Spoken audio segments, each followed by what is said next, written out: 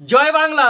যখনই আমরা নন্দীগ্রাম বিধানসভা নিয়ে আলোচনা করি তখনই শুভেন্দু অধিকারী আর মমতা ব্যানার্জির কথাগুলো কিন্তু আমাদের মনে পড়ে যায়।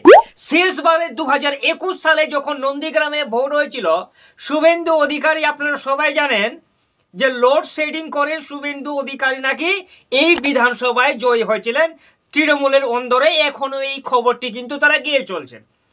অপরদিকে মমতা ব্যানার্জি এই নন্দীগ্রামে তাকে কিন্তু উইনার হিসাবে নির্বাচিত করা হয়ে গেছিল, খবর পর্যন্ত চলে এসেছিল।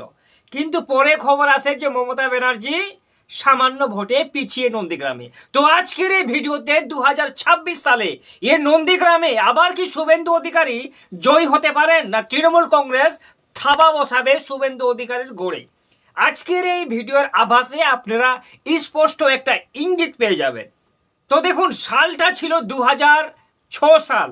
2006 সালে শেষবারের মতো বাম কংগ্রেস, ঠিক আছে, সিপিএম এখান থেকে শেষবারে কিন্তু নির্বাচিত হয়েছিলেন 2006 সালে। 2006 সালের পর থেকে সিপিএম এর কপালে আর নন্দীগ্রাম বিধানসভাটি ভাই জিতেনি, ঠিক আছে।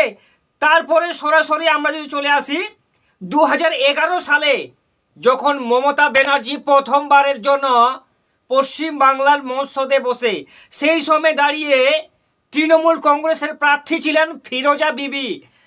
ভোট শতাংশ হচ্ছে 1,03,300। তার পরে দ্বিতীয় স্থানে ছিলেন সিপিএম, ভোট পার্সেন্টেজ হচ্ছে 35%। তৃণমূলের 61%, সিপিএম এর 35%, আর বিজেপির বিজেন কুমার দাস মাত্র 1% vote share, 1.72%।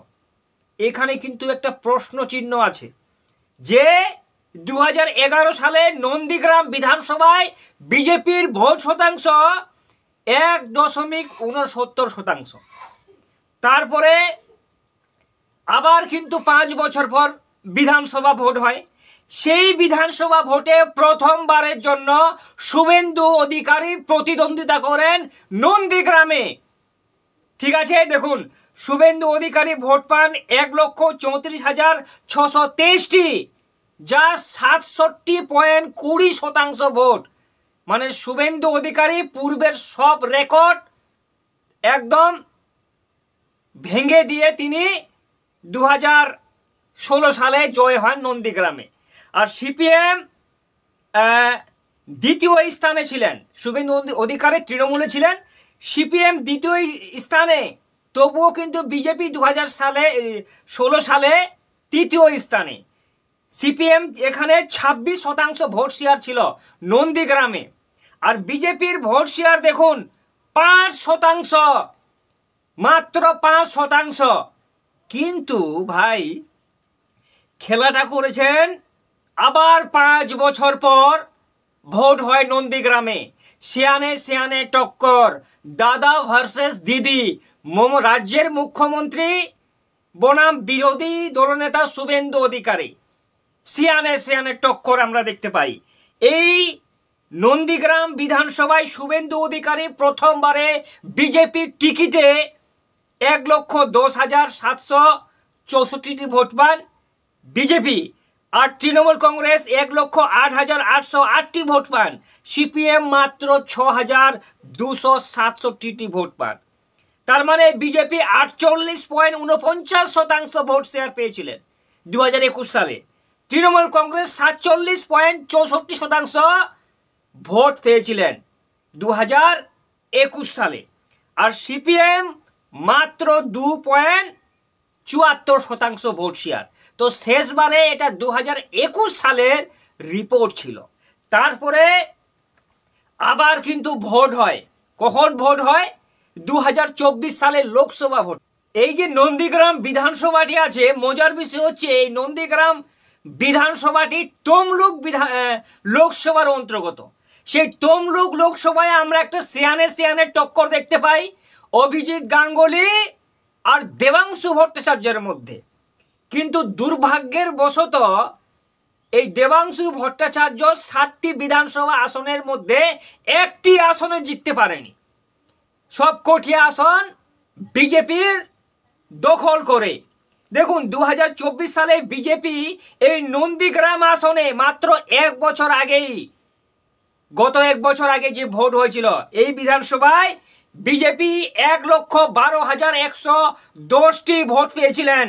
Trinamool Congress 1,03,910টি vote পেয়েছে। আর সিপিএম এখানে 7,574টি ভোট পেয়েছিলেন। তার মানে বিজেপি 8,200 ভোটে এই পর্যন্ত কিন্তু লিড আছে নন্দীগ্রাম বিধানসভায় 2024-এর ভোটে। এবার যদি আমরা ভোট পার্সেন্টেজ দেখি, দেখুন 2021 সালে বিজেপির ভোট পার্সেন্টেজ ছিল 48.5%, আর তৃণমূল কংগ্রেসের ভোট পার্সেন্টেজ 47.64%। 2024 সালে এক বছর আগে যে ভোটটা হয়েছে বিজেপি 49.49% ভোট শেয়ার, মানে 2021 সাল থেকে আরও কিন্তু 1.5% ভোট কিন্তু বিজেপি এগিয়ে আছেন নন্দীগ্রামে, মানে শুভেন্দু অধিকারীর প্রভাব। আর তৃণমূল কংগ্রেসের আবার কিন্তু প্রায় 1% ভোট কমেছে 2021-এর তুলনায়। 1% ভোট কমেছে 2024-এর লোকসভা ভোটে। তৃণমূল কংগ্রেস 45.87% ভোট পেয়েছেন। এবার মজার বিষয় হচ্ছে যে এই নন্দীগ্রাম বিধানসভায় সংখ্যালঘু প্রায় 25%-এর মতো সংখ্যালঘু কিন্তু এই নন্দীগ্রামে। আর আপনারা সবাই জানেন যে এই নন্দীগ্রামে বেশ কয়েকবার ধরে আমরা 48 থেকে 50% ভোট কিন্তু যেই পার্টি পান তিনি কিন্তু এমএলএ নির্বাচিত হন। এবার আপনারা সবাই জানেন যে মুসলিমের ভোট কোটাটা টোটালি যদি তৃণমূলের কাছে গিয়ে পৌঁছে, সেইখানে দাঁড়িয়ে যদি 20% ভোট তৃণমূল কংগ্রেস পায় তাহলে আরও কিন্তু 30% হিন্দু ভোটের মমতা ব্যানার্জির প্রয়োজন পড়বে।